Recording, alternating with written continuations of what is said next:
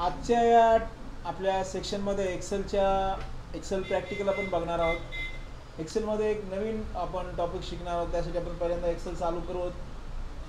चालू केल्यानंतर एक्सेलचा जो स्क्रीन आहे तो आपल्या समोर दिसेल. आपल्याला एक्सेल आपलं स्टार्टअप झालं. ब्लँक फाईलवर क्लिक करू. याच्यामध्ये आपल्याला सॅलरी शीट बनवायचं आहे.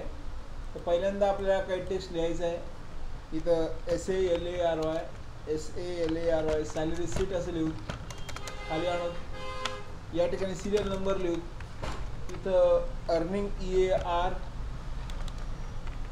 EARNINGS अर्निंग्स लिहू. पुढे अमाऊंट लिहू. त्याच्या पुढे डिडक्शन लिहू. त्याच्या पुढे अमाऊंट असं लिहू.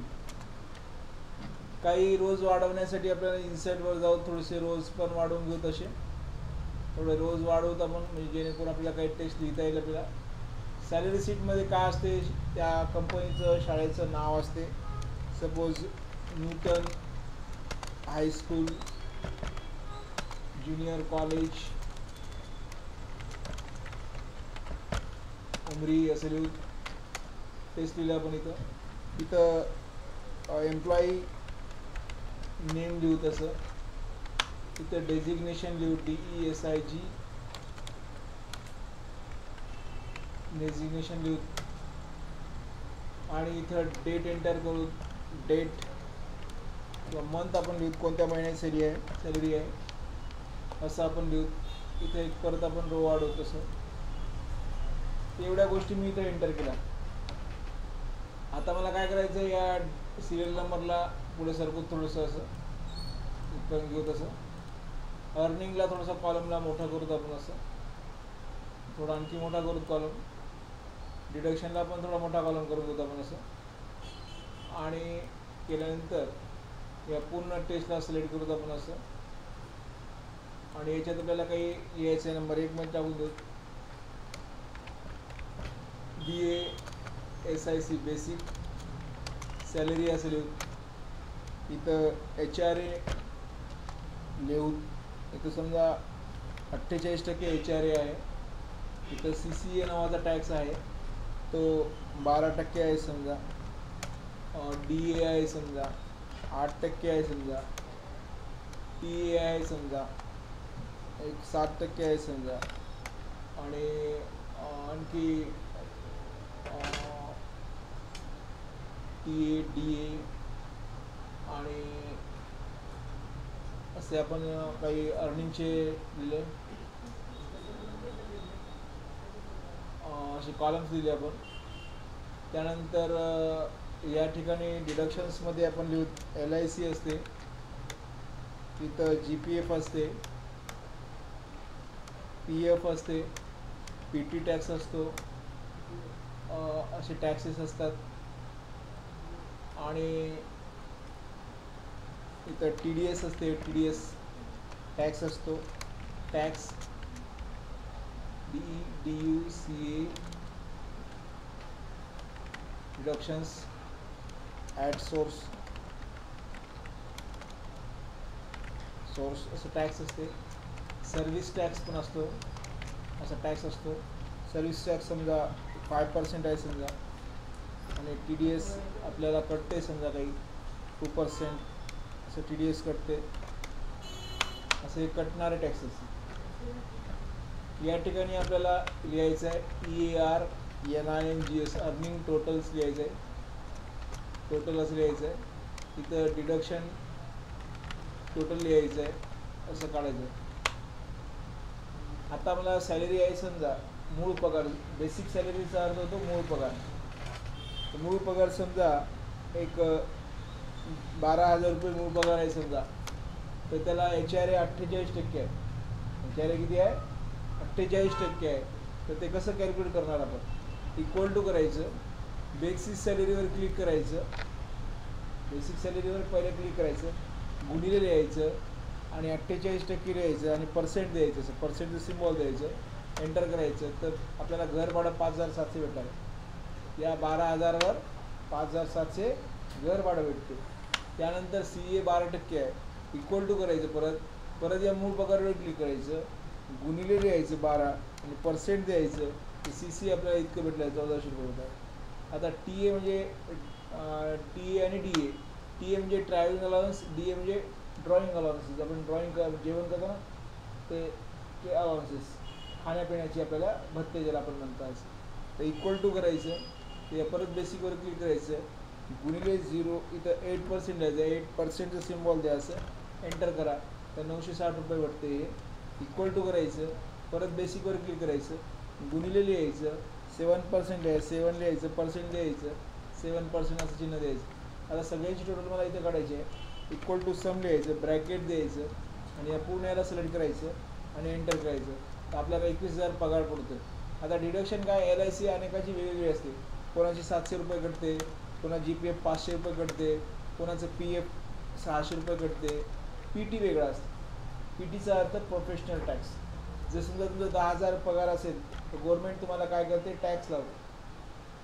आपल्या बेसिक सॅलरीवर काय करते, प्रोफेशनल टॅक्स कट करते. तर समजा 10,000च्या खाली असेल तर 100 रुपये, 10,000च्या वर असेल तर 200 रुपये असं टॅक्स कट करते. तर PT असं इक्वल टू लिहायचं, इथं फंक्शन वापरायचं, इक्वल टू इफ लिहायचं, ब्रॅकेट द्यायचं. जिथे बेसिक आहे त्या बेसिकला समजा ग्रेटर दॅन इक्वल टू 10,000, 10,000च्या वर आहे समजा, तर इथं 200 रुपये द्यायचं, कॉमा द्यायचं, इथं 200 रुपये द्यायचं, कॉमा द्यायचं, 100 रुपये द्यायचं असं, आणि याला ब्रॅकेट क्लोज करून एंटर करायचं. तर 200 रुपये आहे, कारण 10,000च्या वर आपला बेसिक सॅलरी आहे.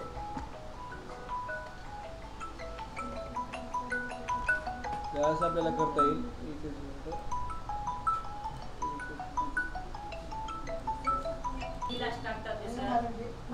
आता आहे का, तिथं जायचं, TDS काढायचं, इक्वल टू करायचं. तर TDS आपल्या पूर्ण सॅलरीवर असते. तर इथं सॅलरी पूर्ण याच्यावर क्लिक करायचं, अर्निंग टोटल अर्निंगवर, इथं गुणिले लिहायचं. किती टक्के आहे तर 2% आहे समजा, 2% लिहायचं असं, 2% टाकायचं. ते 2% आहे, 2% टॅक्स आहे. तर असं काढलं आपण. त्यानंतर सर्व्हिस टॅक्स आहे समजा, इक्वल टू लिहायचं.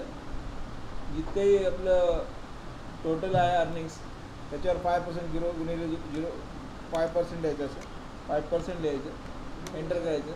तर हे करलं.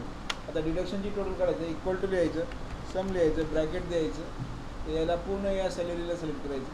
तर आपल्याकडे डिडक्शन एवढं व्हायला, तर आपल्या कटला एवढे आपल्याला पगार भेटला तर एवढं कटला आहे आपल्याला. आणि आता सॅलरी, नेट सॅलरी काढायचं आहे. नेट लिहायचं, SALARY सॅलरी लिहायचं, काढायचं, इक्वल टू करायचं. या अर्निंग टोटलमधनं मायनस डिडक्शन टोटल करायचं, डिडक्शन टोटल करायचं, एंटर करायचं. तर हे आपल्याला 17,000 पगार पडतो. आता सगळ्या कॉलमला सिलेक्ट करायचं असं, त्याला पूर्ण बॉर्डर द्यायची आहे. त्याला बॉर्डर अप्लाय करू शकता असं, त्याला डिझाईन द्यायचं आहे चांगलं असं, थोडंसं याला डार्क करू शकता असं, त्याला पण तुम्हाला डार्क करता येईल असं, हे असं करता येईल असं, व्यवस्थित आपल्याला सेट करता येईल. आपल्या डिडक्शनसाठी वेगळ्या हायलायटेड गोष्टी करता येईल आपल्याला. त्याचा कलर वेगळा चूज करू शकता आपण असं, हे असं. त्यानंतर आपल्याला हे जे शाळेचं नाव आहे याला सिलेक्ट करा असं, मर्ज करा, मर्ज करून याला मोठं करा असं. त्याचा फॉन्ट बदलण्यासाठी इथं जाऊ शकता, फॉन्ट चेंज करू शकता.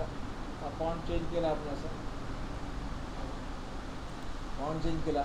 सॅलरी सीटला थोडं सेंटरला घ्या, याला पण मर्ज करा, याला पण मोठं करा चांगलं असं थोडंसं दिसायला असं. त्यानंतर एम्प्लॉई नेमला आहे याला ऑर्डर द्या अशी. डेझिग्नेशनसाठी सुद्धा ठेवू शकता, डेझिग्नेशन ठेवू शकता. मग कोणत्या महिन्याची सॅलरी आहे तर आपण महिना पण आपण चूज करू शकता असं असं. या साईडला आपल्याला काय काय घ्यायचं आहे, डेट घ्यायचं समजा तर डेट घेऊ शकता. त्यानंतर इथं आपल्याला डेट घेऊन इथं आपल्याला इथं त्याचा मोबाईल नंबर लिहायचा आहे, मोबाईल नंबर घेऊ शकता. त्यानंतर इथं आपल्याला अशा बऱ्याचशा गोष्टी आपल्याला इथं ॲड करता येतील आपल्याला असं. तर याला सिलेक्ट करा तुम्ही असं, मग इथं याला हे करा, ऑल बॉर्डर करा असं. त्यानंतर इथं आपल्याला सिग्नेचर ऑफ 2 कॉलम वाढवायची तशी, थोडं मर्ज करायचं आहे, मर्ज करायचं. Signature of signature of principal असं लिहू शकता. आणि इकडल्या साईडला सिग्नेचर ऑफ अकाउंटंट लिहायचं आहे, तर सिग्नेचर ऑफ अकाउंटंट असं लिहू शकता. त्या दोघाला सेंटरला ठेवायचं आहे, सेंटरला पण ठेवू शकता असं असं. त्यानंतर पूर्ण शीट आपल्याला सिलेक्ट करू शकता असं, आणि याला पूर्ण बॉर्डर द्यायची आहे. याला ऑल बॉर्डर घेऊ शकता असे ऑल बॉर्डर्स. तर याच्यातले जे आपल्याला ग्रीड लाईन काढून टाकून द्यायची असतील तर या व्ह्यूवर जायचं आणि या ग्रीड लाईनवर क्लिक करायचं. ग्रीड लाईन दिल्या आपलं पूर्ण बिल असं दिसतं आपल्याला आहे पगारपत्रकाचं. आता आपल्याला इथे काय करायचं आपल्याला असं आपण तयार करू शकता असं. आता या धर्तीवर आपल्याला वेगळ्या गोष्टी आपल्याला करता येतील. तर याला सेव्ह करायचं आहे, फाईलवर जाऊन याला सेव्ह पण करू शकता. फाईलला नाव द्या सॅलरी शीट म्हणून. या salary sheet SALARY salary sheet असं लिहू शकता. एंटर करा, सेव्ह करा. तर अशा प्रकारे आपण सॅलरी शीट बनवली. पण याच्यात सुद्धा ॲडव्हान्स आपल्याला सॅलरी शीट बनवता येते. त्याचा आपण वापर करू शकता, यूज पण आपल्याला करता येतो.